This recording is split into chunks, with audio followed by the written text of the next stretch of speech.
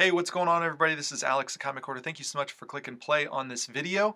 I have a really great haul. I've got an unboxing, really cool Golden Age book. I went and did some hunting, and I've also got a piece of artwork. But before we get started, just want to welcome you guys to the channel. If you're not already subscribed, hit that subscription button, hit that bell to be notified when there's other videos. I try to do a video a week at least, and then also hit that thumbs up and comment down below in this video what your favorite book is that I'll be showing.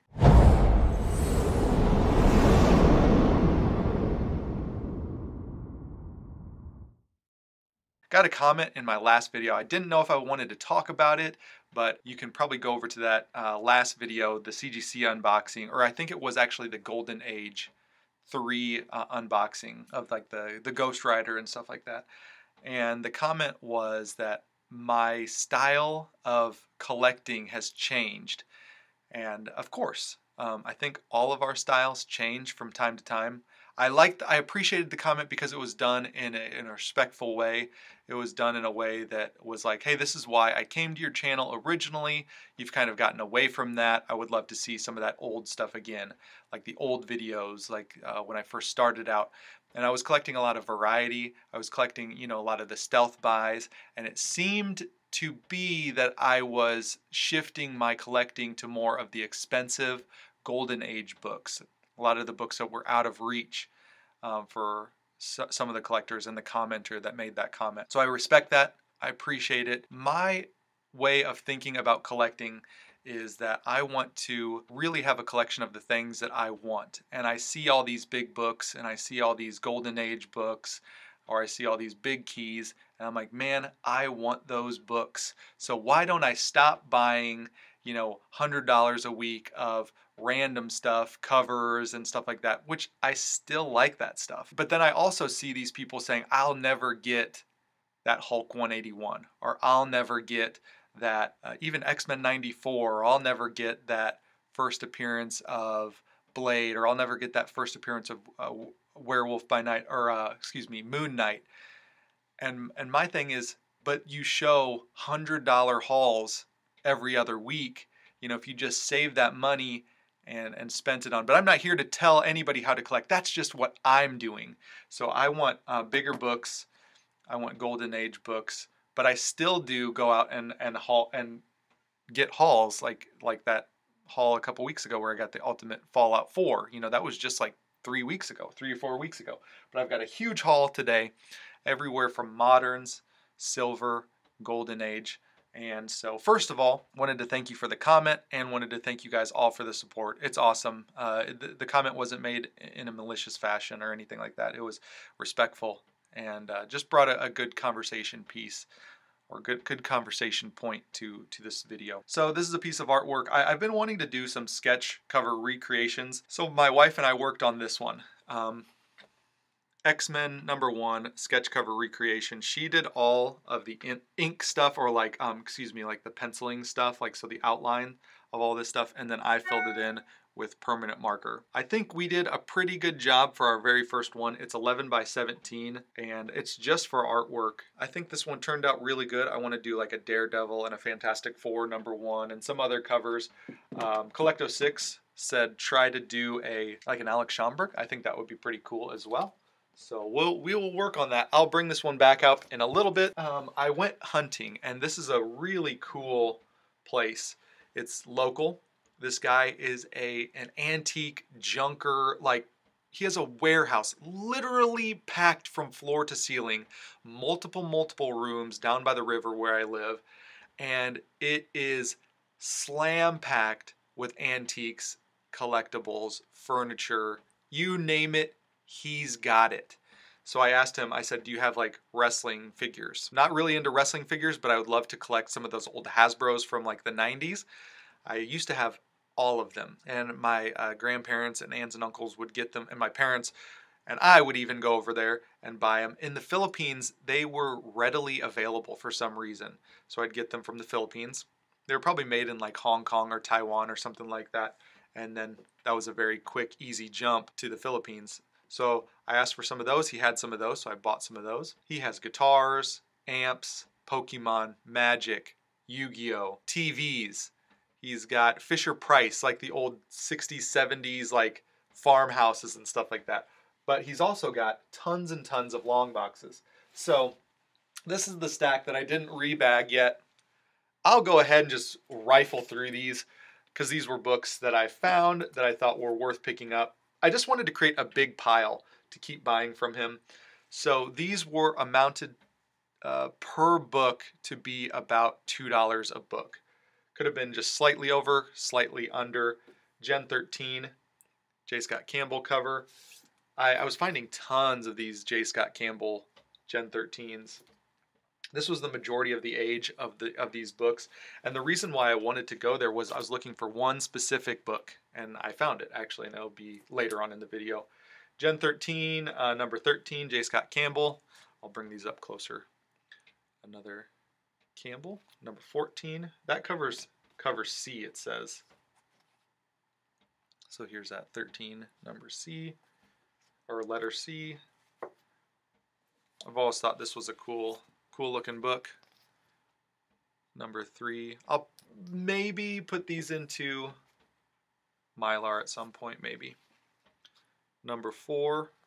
But my plan was to just make a huge pile and make an offer. I think before I did a short box for like 75 bucks. I always buy this thinking it's the first appearance of Azrael. It's not. So Azrael number 1. This was an interesting one that I found, and I don't know if anyone cares. Okay, obviously Shadow Man 0, it's got the chromium cover. But there was also this one. It's the non-chromium cover. So I don't know if this is like a newsstand or if it's a direct, and this is the newsstand, or if it's just two different variants for two different markets. But I thought that was neat, probably worth picking up. Probably not, actually, because it was under $2 or around $2, so I thought, well, that's worth it to me.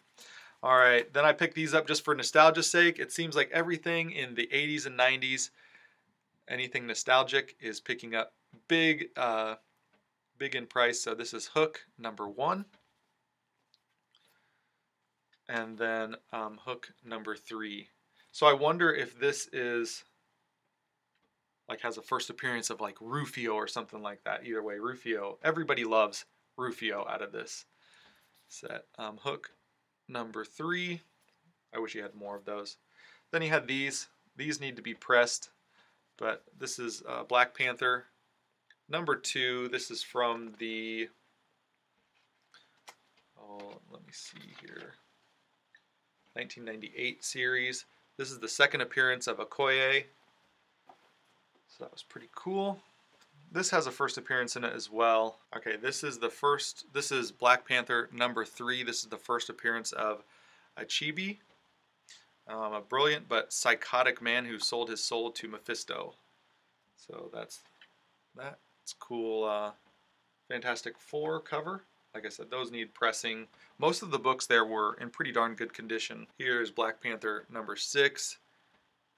There is a shout out to Longbox Love Affair because it's got Kraven the Hunter. All right, this is J2 or Juggernaut 2, number 5. This is the first appearance of Wild Thing, Wolverine, and Elektra's daughter from an alternate universe. Pretty good, really nice condition. Picked up this Cheryl Blossom Special number 2 just because it's a cool Archie book. Some of these Archies from the 90s, like mid-90s, seem to be hard to find.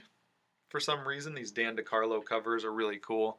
Looking for like the Veronicas or the Bettys. Then I found a bunch of these, like, these were really cool. So Ghost in the Shell, Ashcan edition. Then there's Caliber Rounds. These are like previews for Caliber. So this is Caliber Comics number 9 from November of 1997. Didn't even get that one in a bag and board yet.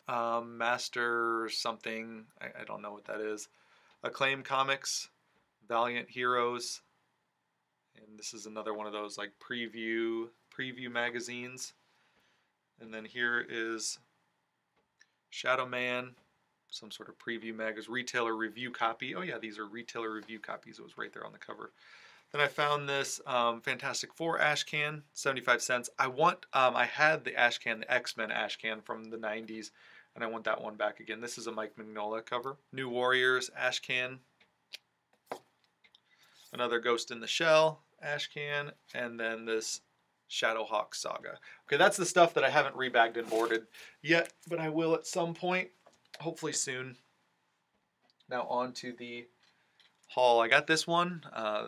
It was the only Bud Root comic. Thought of Bub's Comics on that one.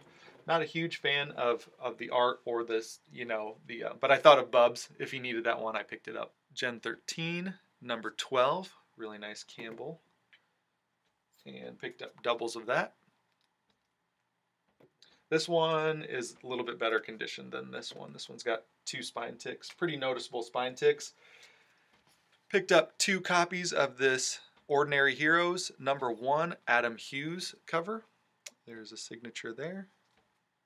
And then Ordinary Heroes number 2, another cool Adam Hughes book. This is Vengeance of Bane, The Redemption number 2. So this is the sequel to Vengeance of Bane, the first appearance of Bane. And so this is the follow-up issue. All right, this one has cooled down a lot, but this is Doctor Strange number 44, the first appearance of Sidorak, I believe is how you pronounce his name.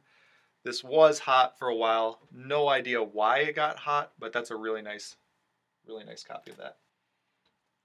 All right, this is Silver Sable in the Wild Pack number 23. It is a Deadpool appearance or Deadpool crossover. And this is a key. This is Silver Sable number 24. And this is a key because it's the first appearance of Silver Sable, the first Silver Sable, Ernest Sablinova, something like that. Sablinova, the father of the second Silver Sable. So there you go. Not too many keys in this series, but was happy to find those. Deathstroke the Terminator number 10. This is introducing the female vigilante. I found this one and just picked it up. Dark Horse Presents.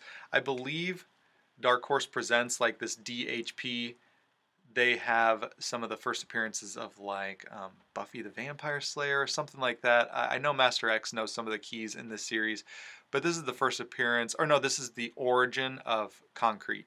So that's why this one is a key. It's kind of just picking keys out of this collection. This is Robin Zero, and the significance of this book is that this is the first time that Dick Grayson dons the Batman costume. Black Terror is a Golden Age Nidor hero, and so this was a pretty neat series. I thought it was cool just because I really like Black Terror. I've got Black Terror number 1 in 7.0, so I thought these would be pretty cool to at least own or go through and check these out a little bit. So this is number 1, Seduction of Deceit, book number 1. This is book number 2. He really looks like a character from Watchmen, the comedian from The Watchmen. And then here is book number 3. I thought these were fantastic. These were excellent finds. This is Frank Frazetta. So I was looking through, and he had like this magic section where it's actually Magic the Gathering comics. And I saw these Death Dealers, and I think I first passed them up, but then I was like, wait a second, that's a Frank Frazetta cover. So here is a Frank Frazetta cover, really cool. This is book number 4, and it even says that Frank Frazetta there. There's a signature from '87, so that was really cool. Was happy to find that.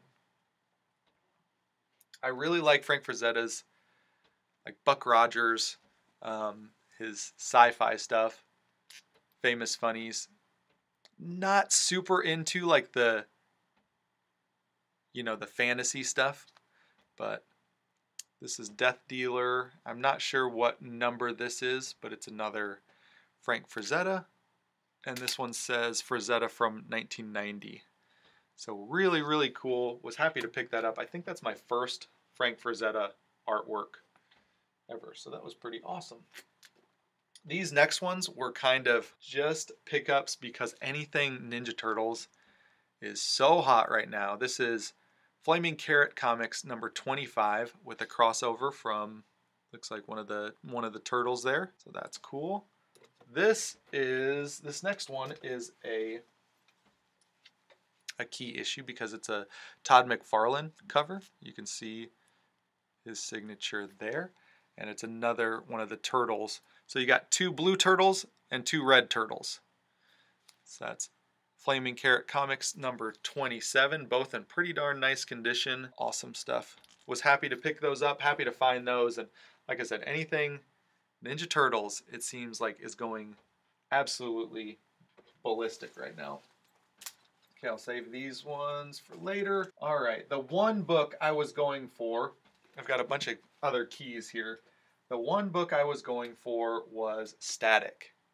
I know Static Shock is really, really hot right now. So I wanted to see, I knew he had books within that age range, and sure enough, he had Static Shock number 1. And I can't remember if this is the newsstand or if it's the direct, but he also had the polybag variant to that. So I was happy to find those. So here's a close-up of those ones. Not 100% sure. This one looks to be about, 9.4, 9.6. Not sure on the condition on this one. Let me know in the comments down below. Would you take it out of the poly bag, have it graded? Let me know what you guys would do. But they also had issue number 2, issue number 3, and issue number 4. So I was really happy to find all of those. That was the book I was going for, and thank goodness he had at least 1 copy of each. I would have definitely picked up more if he had more, for sure. All right, when I was looking through all of the Black Panther books, I was super happy to find some Inhumans, and I knew this book was hot, and I knew this book was important. This is Inhumans number 5. The first appearance of Yelena Belova, the sister of Black Widow. I think this book is definitely a 9.8 candidate.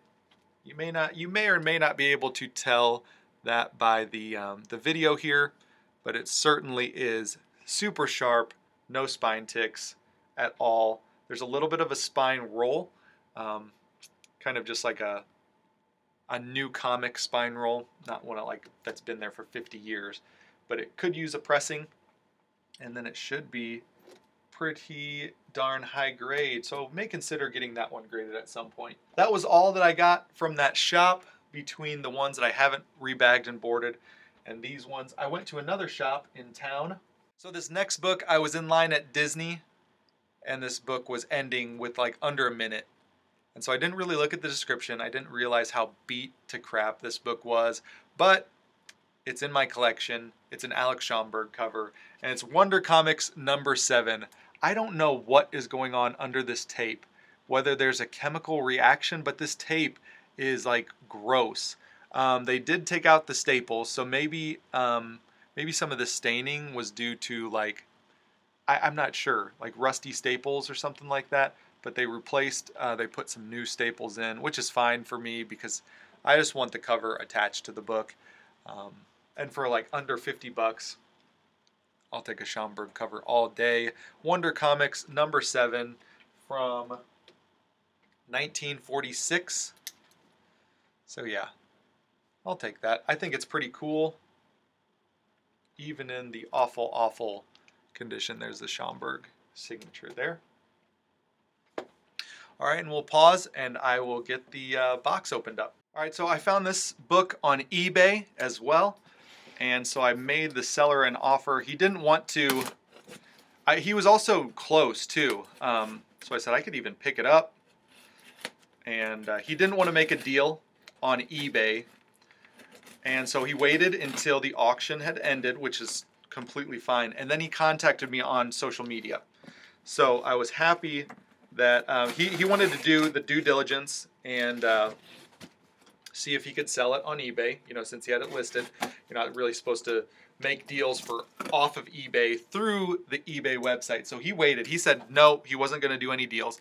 And then he waited until this book had ended, the auction had ended. Then that is when he contacted me. Packed very, very well. And there are like tons and tons of bubble wrap in there. All right, so here's the back of the book. It's looking pretty nice. Once again with this Red Ryder saddle carbine BB gun. Really great BB gun. Awesome ad. Really cool colors. And this book is Superman number 11, and this is from July and August of 1941. It's a Jerry Siegel story, and there's a Fred Ray cover, Breaking of the Chains. It's got a half-page ad for All Flash Quarterly number 1. Really beautiful, beautiful Golden Age Superman comic. It's graded 3.5 with off-white to white pages. I just ran into my office to go get this one. I think these together are just wonderful looking books. This one actually pops better than this one does. Like the yellows are more vibrant and bright, but this one still looks beautiful too. So I would really like to get a number 6. I'm working on a number 3. I'm also working on a number 7. And my goal is just to get as many of these low numbers under 10 that I can. 11 was the exception because it's got this beautiful yellow cover. And then of course there's some really great covers. Superman 1 through 25-ish. There's some really cool World War II covers or just patriotic covers. So I really love these Fred Ray covers. I think number 6 may be a Jerry Siegel cover, but it's the pinup with Superman, and he signs it yours truly or something like that, Superman, or Clark Kent, parentheses, Superman. So there it is. I'm really excited to have Superman number 11. I can still have really cool Golden Age books and also find some of those really cool South-bys and hauls and multiples and hoarding and blah, blah, blah, all that good stuff. So thank you guys so much for watching. I hope you guys liked this video. If you did, leave that thumbs up. Once again, if you're not already subscribed, would love to have you a part of this community. So feel free to hit that subscription button. Definitely invite you to do that. With that being said, you guys, I will talk to you all on the next one. See ya, bye.